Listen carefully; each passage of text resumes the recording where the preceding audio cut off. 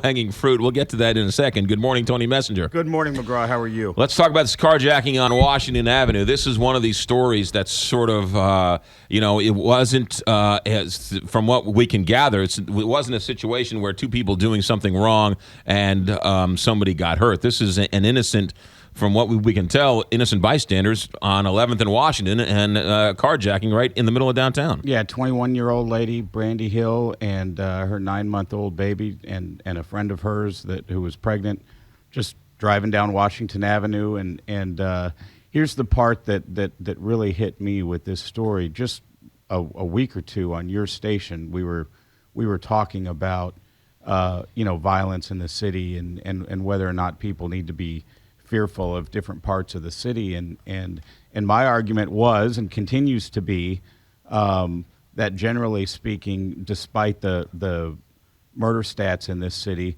most places in this city you're safe when you're not out there really late at night, not looking for trouble. Right. But this is one of those that makes that argument harder. Right. And it makes it harder for me personally because I walk by that area regularly. Right. Our office is right by there. I walked by last night on the way back from the Cardinals game. There was a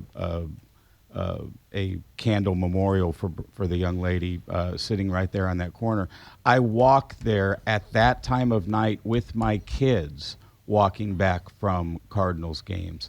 And so that's the part that is tough. I explained to my kids that, yeah, this is an area that sometimes has some random violence, but right. Generally speaking, it's pretty safe. Well, a carjacking that's that brutal and has that sort of disrespect for humanity, it opens your eyes. And again, not to where I'm not, again, I walked by there again last night after the wonderful walk-off Cardinals victory, but specifically chose to walk that route back to my car at the Post-Dispatch. Right.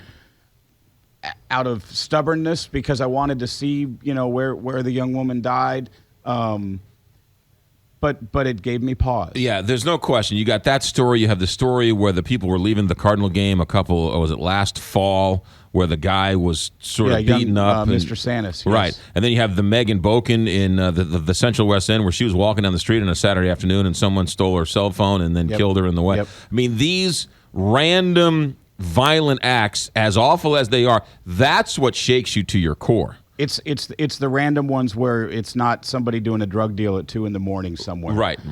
And it's the level of violence and how quickly it gets violent. And to me, part of the story has to be, what is it in our society right now that causes young men to have that little bit of respect for humanity? Right. What are we doing wrong in their communities? Because it's if we answer this properly, it's not just okay, how do we make Washington Avenue safe? It's a major entertainment district in the city.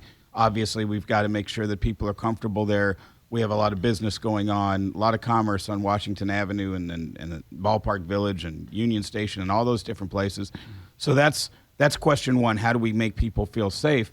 But then we also have to answer the question, where do these young men come from, and what is it in their community where they're living that makes them have such little respect for human life? Yeah. Because we got to do something about that too. Yeah. Mike? Well, I was just going to say, the old adage, when you have nothing to lose, and the mindset of these young men that no matter what happens to me, I'm doomed anyway, so go out and, make a name for yourself, or go out and get into a gang, or, gang initiation, or whatever, would prompt somebody to, to do something along those lines. It starts back then, I would think. I think it does, and what makes that difficult is we do have some pretty intense poverty in certain parts of our community. And that's a generational fix. That's not something that, it's not like we haven't had violence and carjackings, as long as Right. St. Louis has existed. Horsejackings, I guess we had originally, but violence happens, bad things happen, but when those sorts of things happen with more regularity, we have to ask ourselves some serious questions as a community. And it's tough because I understand when community leaders try to say, hey, look, if we do our stats this way, we're not really as bad as some people think we are. I get that sort of Chamber of Commerce reaction to that because there's a lot of truth to it. But when it happens, we've got to say, hey, you know what? We have a problem. Well, but and we have to do something. I mean, about you want to look at it as a larger problem. They are conventions that they're knocking on doors of conventions every single day. Why don't you come to St. Louis? And all you have to do is open up the newspaper and do a Google search and say St. Louis conventions, and 11th and Washington shows up. There was a carjacking at 10:30 at night. What are you talking about? I'm going to send 30,000 of our closest friends to a convention in St. Louis. You're crazy. And that's if you walk Washington Avenue in the middle of the day during the summer. That is where the convention people are, and they're walking down Washington Avenue, left and right, east and west, looking for a place to eat. Right. And they're there in the daytime, and they're there sometimes in the evening. Right. And when they look, and people do this, people go to all of the different websites you can go to check out crime. And they'll see that murder, and that murder is going to make a difference on a lot of their minds. They'll find the guys who did this. They will find. They the will. guys. They've got video. It's up. It's up on the STLtoday.com website. It's on everywhere. The police website. It's everywhere. You'll get it. They'll find them. While we still have you, great article on the the prosecuting attorney who is I guess is contracted with Ferguson. Yeah, she's actually a private attorney who works for a law firm at Curtis Hines O'Keefe. It's one of those 4 or 5 name law firms, and like most of the municipalities in North County, she's a private attorney who then contracts with the city to be their prosecutor. Stephanie Carr not only is their prosecutor, she's also their city attorney, which, as the Justice Department has pointed out, is a pretty big conflict. And yet she doesn't seem to see this conflict, and this community doesn't seem to see this conflict. So here we are, year and a half, 2 years after August 9th and Michael Brown and all of that, and she's still trying to prosecute all of these failure to comply cases, which are the cases where basically they were telling protesters to move along. And in a lot of cases, some of these were media folks, some of these were staff members of local public officials, some of them were protesters. Whatever the case is, these failure to comply cases are the kinds of cases that the Justice Department has looked at in their report and said, these are rife with abuse and really hard to prove, and probably local police departments shouldn't be using these charges. But they're going at them anyway, and they're trying to take all these cases to court. Well, all of these defendants are getting Arch City Defenders, the nonprofit law firm, or some college students from St. Louis University law firm to defend them, and they're winning. Right. They're beating Stephanie Carr over and over and over again like a drum. And so here's what happened this week. She's got a case. It's 45 minutes before she's supposed to go to trial. She knows she's not going to win the case. She has no evidence.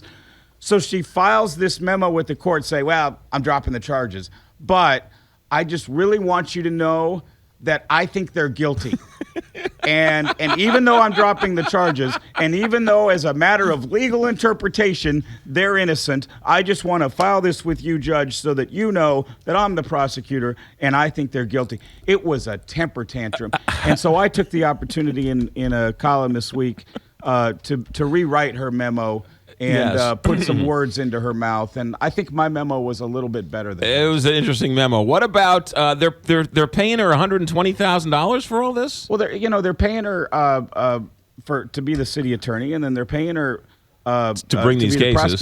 The prosecutor. They charge by the hour. It's a private law firm. They're charging by the hour, and over the last couple of years, they've spent over $120,000 prosecuting these cases that they're losing. It's just it's throwing money away, and it's giving. This is the part that really I think maybe most people in the legal community get this, but But the folks who have been defenders of the municipal court process are starting to realize, you know what? When we keep filing these cases and losing these cases and spending money, we're losing conservatives. We're losing people that otherwise might have supported us.